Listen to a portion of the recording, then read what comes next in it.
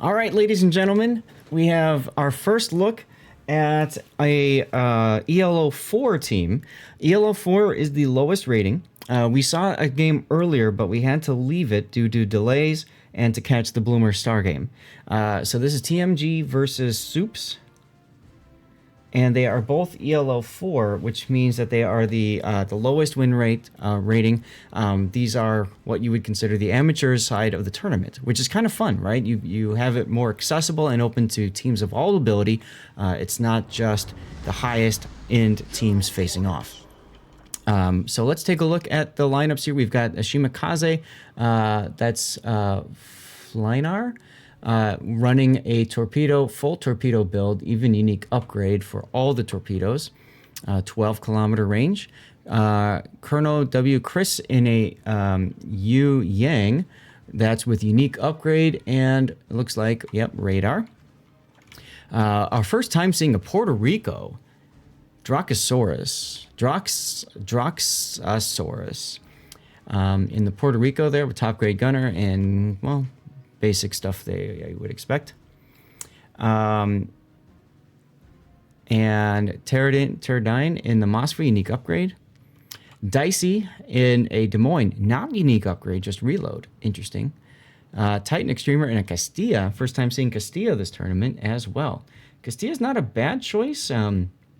Has some, got the funny button, and it's got some pretty good AP if you can get on the broadsides of things. And we've got Heista Kavitu in a Satsuma. All right, moving down to the south, opposing them is SUPES. We've got Leche Materna in a Kleber with speedy and range. Annie January 1996 in a Gearing. Typical COTS build there. Hugh Campbell in a Mosfet already spotted. Must have taken some... No. Look at how deep the Yu Yang's gone in the middle there. So Hugh Campbell in a unique upgrade Moskva. Frenzy Serge in a Piemonte. Kimiko in a Montana with sniper build there. And quick scope with the turrets. And Willie Butcher in a unique upgrade Moskva.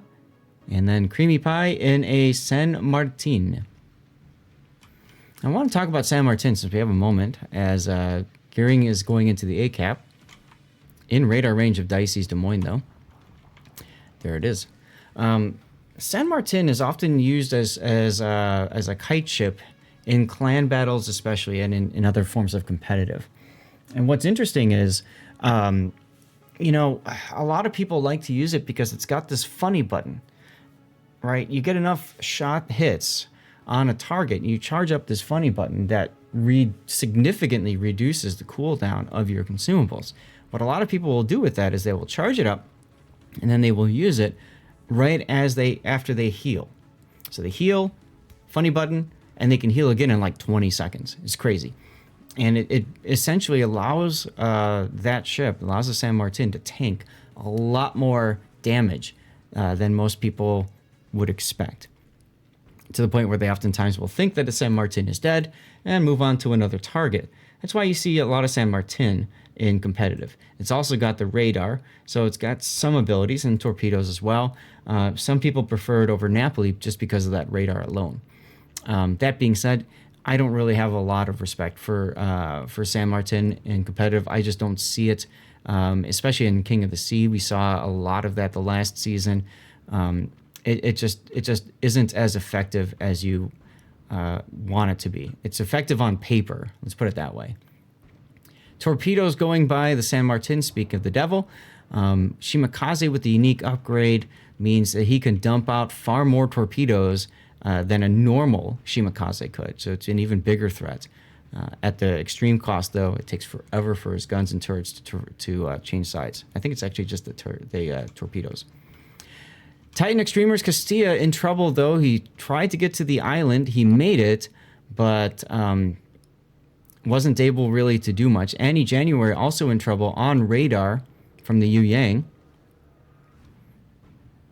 And he probably thought, I'm going to assume that's a she, was safe, because the Des Moines radar expired. But as you can see, Yu Yang has radar too.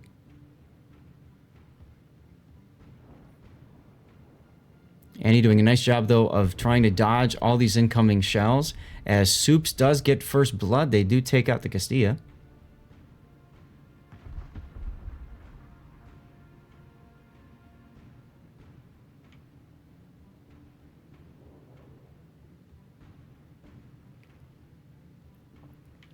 And Dicey is in a pretty dicey situation, trying desperately to hold off.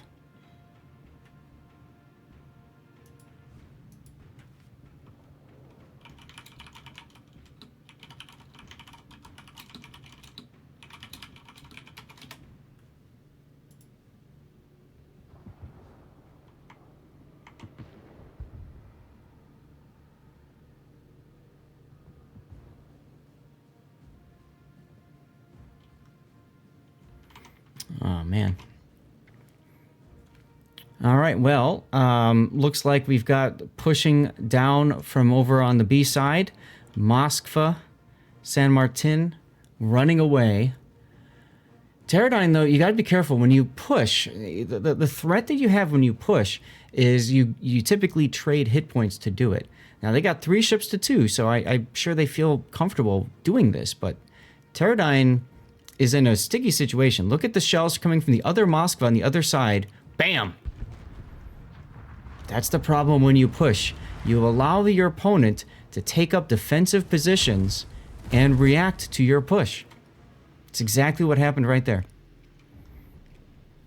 So now what? Annie in trouble, on radar, behind an island. Can Annie stay behind this island? About to come out to the Satsuma. Satsuma can shoot. Des Moines can shoot. Ooh. Des Moines just barely misses. Again. Again. Look at Satsuma forced to shoot AP. Satsuma connects. Annie forced to beach. Unfortunately wasn't able to dive into the island far enough. And that's a big kill for TMG. Huey Campbell, though, in the Moskva, very interesting position. Fortunately for him, his flanks are secure, so he can afford to do this. He can actually come out on the flank of the Satsuma. That could be interesting.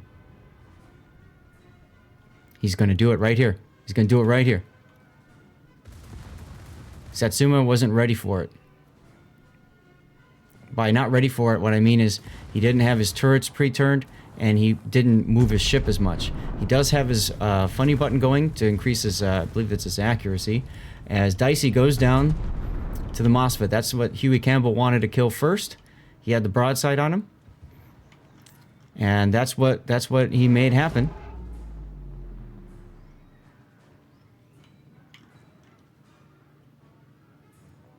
Apologies for that. If you guys heard that sound, please let me know so I can fix it and you won't hear it again.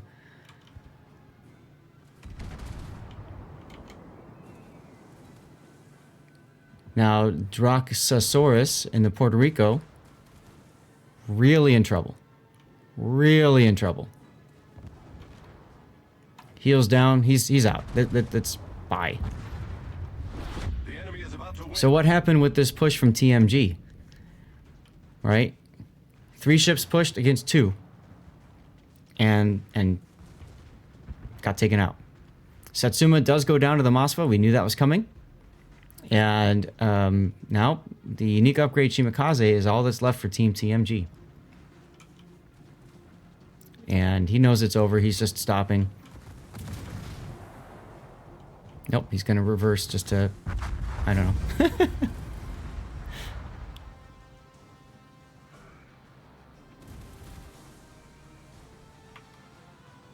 All right, well... Team Bravo is the winner for that, so that would be SUPES. SUPES played really well in this game. Like I said, this is our first look at a full game of ELO 4.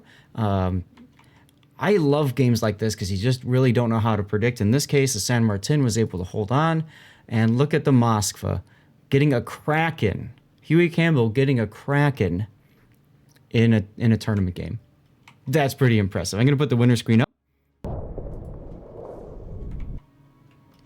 And I need to go find the next match that we're signed up for.